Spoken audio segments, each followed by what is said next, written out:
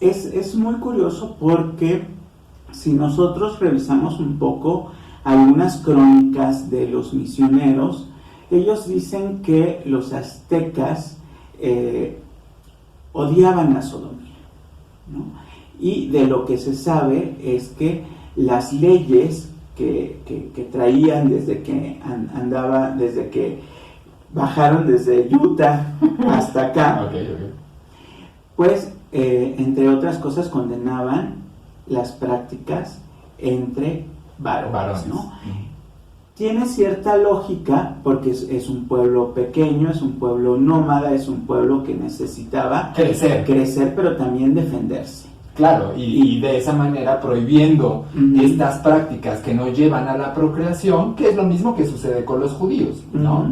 Es decir, las prácticas prohibitivas que llevan a la fertilidad de las mujeres, pues están prohibidas evidentemente porque necesitan defender su territorio, necesitan manos, ¿no? Diría por ahí Napoleón, ¿no? Se necesitan soldados para la guerra. U obreros para las fábricas. Claro. Hoy en día. En todos lados se cuecen habas.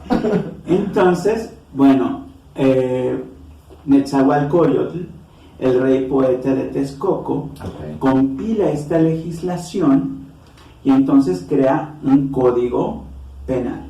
Y un código penal donde en la Triple Alianza, por ejemplo, en la Gran Tenochtitlan, se juzgaban ciertos delitos, sobre todo los delitos de orden militar, pero los delitos de orden civil y penal, en este caso el ayuntamiento entre dos personas del mismo sexo, era civil. Era con Netzahualcóyotl. Y se dice, o en estas crónicas de los misioneros, que Netzahualcóyotl manda a juzga y manda la pena de muerte a uno de sus hijos. Y incluso él aplica la pena de muerte con su propio hijo, que había sido un gran guerrero, y borra su nombre de todas los códices, todos los códices, ¿no? O sea, no solamente era matarlo por transgredir, sino también el que no pasara a la historia, ¿no? Algo muy fuerte sigue sucediendo hoy en día con muchas familias, que muerto el tío gay, que muerta la tía lesbiana, que muerta la tía trans, pues hasta adiós, las fotos borran. Adiós, hasta borran el Facebook, ¿no? Claro. Como una manera de seguir condenando la homosexualidad o la transgresión. Claro, la diversidad sexual, ¿no? Cualquier expresión de diversidad o aquella que esté fuera de las normas o de los cánones establecidos, no solamente socialmente, sino también históricamente, porque vuelta a la misma, lo que ahorita platicabas, ¿no? Evidentemente, los pueblos prehispánicos hay que comprender que han estado o estuvieron, y digo han estado porque siguen estando, ¿no? O sea, muchos pueblos siguen sobreviviendo a través de los siglos, pero estuvieron antes de la llegada de los españoles por mucho tiempo. Entonces tuvo que haberse transformado la manera en que veían la diversidad sexual, ¿no? Es decir, y también es un territorio muy grande, ¿no? O sea, es un territorio amplísimo, con muchos pueblos diferentes que a lo mejor tenían cierta influencia los unos sobre los otros, pero pues esto hacía también que se modificara en las regiones o en las diferentes regiones la manera de ver la disidencia sexual o la diversidad sexual. En ese sentido, por ejemplo, una de las condenas que tenía Netzahualcóyotl era hacia una práctica recurrente en la nobleza, que era tener sus esclavos sexuales, ¿no? Sus esclavos varones sexuales. Pero también era penadísimo el adulterio. De hecho, en la corte de Netzahualpili, el hijo de Netzahualcóyotl, que se casa con una princesa azteca, pues la princesa pues tenía una cara virginal, tenía un cuerpo virginal, todo parecía ser virginal, y como era muy niña, pues el Tlatoani de Texcoco decía, pues es que no, todavía está núbil, todavía no la puedo tocar. Y esa chiquilla, bueno, parecía guitarra y acordeón porque era más fácil de tocar que cualquiera de esas. De cualquier instrumento, hasta del timbre, ¿no? No. Yo pensé que ibas a decir de la flauta dulce que te enseñan en la secundaria o te enseñaban en la secundaria en mis tiempos. Y bueno, a esta princesa, pues después de tener al ligue, pues lo mandaba a matar, y con los huesos construían, digamos que el soporte de una deidad que era parecida al difunto, ¿no? Y entonces ella decía, es que es un dios de mi panteón azteca, ¿no? Y entonces tenía fama de ser muy, muy pía la mujer, ¿no? Porque tenía dioses por aquí, dioses por allá, dioses por allá. Hasta por debajo del petate. Hasta por debajo del petate, y cuando la descubren, pues rompen las estatuas, se dan cuenta de que es una asesina serial. Y pues la matan, ¿no? Claro. O por ejemplo, se supone que las mujeres ya mayores pues perdían la condición de la sexualidad, y de repente encontramos un grupo de ancianas que son llevadas hasta el Tlatoani azteca porque pues las encontraron en plena orgifiesta con galanes más jóvenes, ¿no? Ay, más jóvenes. Más jóvenes. Entonces, pues está a punto el Tlatoani de mandarlas a lapidar. Claro. Pero ellas dicen, pues es que, señor, mientras ustedes se van secando y van perdiendo la fuerza viril, nosotras seguimos encendidas, ¿no? Claro. Y necesitamos que alguien apague nuestro ardor. Y que eso es real, ¿no? O sea, es decir, en la biología de la mujer, eso es real, ¿no? Mientras a lo mejor nosotros ya necesitamos la ayuda de la pastillita azul, de aquel lado, pues solamente lo único que necesitan es de dos: o un muy buen lubricante o un muy buen salivazo. ¿No? Y todo implica un buen trabajo. Ah, claro, porque no, las mujeres no son anorgásmicas, eso lo dicen las malas lenguas. Y las buenas también. Muy bien. Entonces, bueno, hecha la ley, hecha la trampa.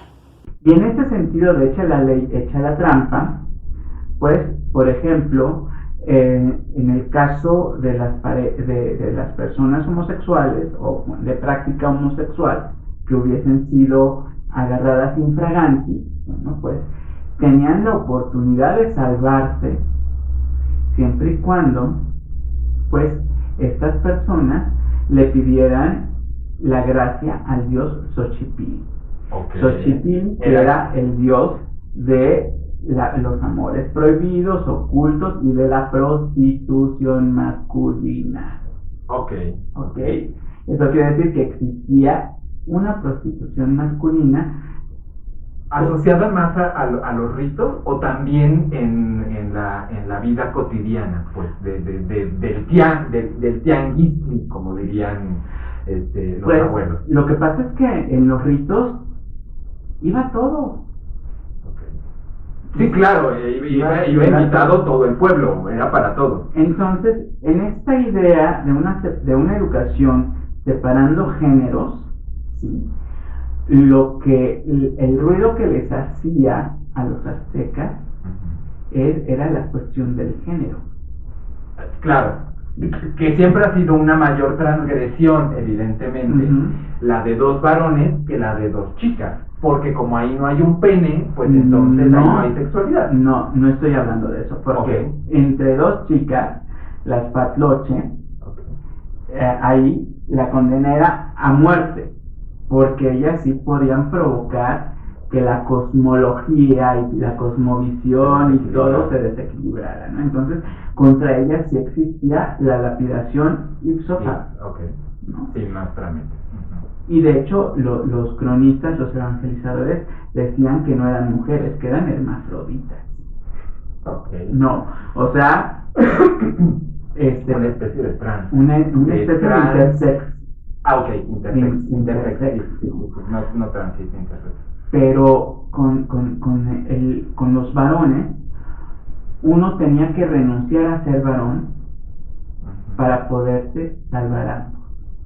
Y entonces podían vivir uno como varón con los roles y otro como mujer. Claro. Y entonces algunos investigadores estadounidenses dicen que desde entonces se instituyó en México la dupla de la vestida y el mayor. La vestida y el mayote, no bueno.